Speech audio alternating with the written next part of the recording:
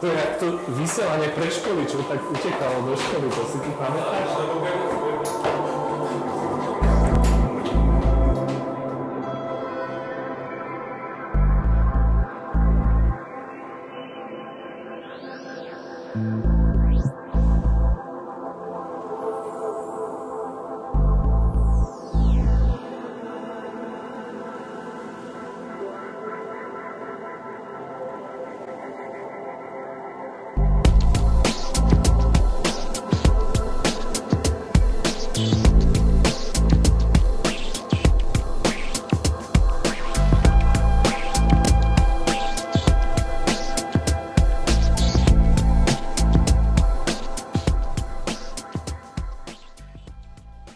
Hlavnou myšlienkou pri príprave grafiky hudobnej televízie bola snaha odlíšiť sa.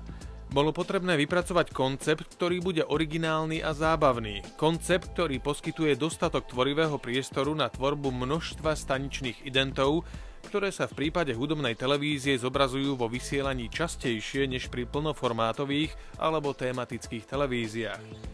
Bolo nutné vymyslieť koncept atraktívny pre mladého diváka, graficky jednoduchý a sofistikovaný zároveň. Naším cieľom bolo v maximálnej možnej miere pokúsiť sa odlíšiť Music One od všetkých ostatných televízií, ktoré pôsobia na našom trhu. Zároveň positioning tej televíznej stanice bol jasný: byť iný, upútať na seba pozornosť, nepôsobiť draho, to znamená priznať to, že sme low-costová televízia a prísť v podstate do istej miery s niečím na našom trhu originálnym.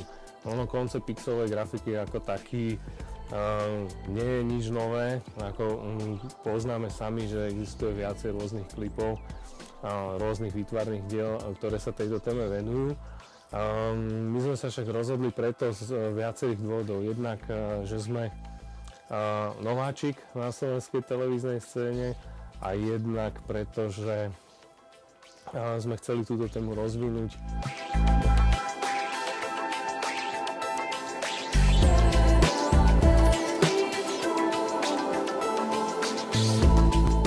Zámerom pri staničných džingloch bolo manipulovať s pixelmi tak, ako to koncom 80. rokov, na ktoré sa celková grafika ponáša, bolo nepredstaviteľné.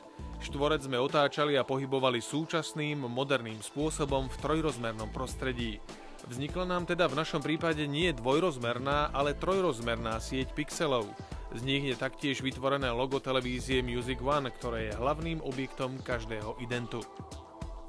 Zvuček sa chopil talentovaný dizajner Boris Hovorka a talentovaný animátor inžinier Výrostko. A myslím si, že ten výsledok, ktorý je úplne skvelý. Je zábavný, je zaujímavý, je originálny.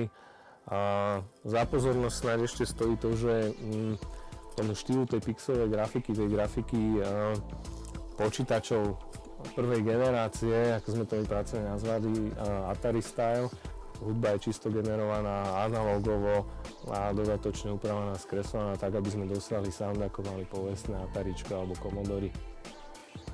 V spolupráci s art directorom Majom Poliakom, animátorom Petrom Výrostkom a hudobným producentom Viktorom Hazardom bolo vytvorených nasledujúcich 14 staničných identov v dĺžke do 6 sekúnd.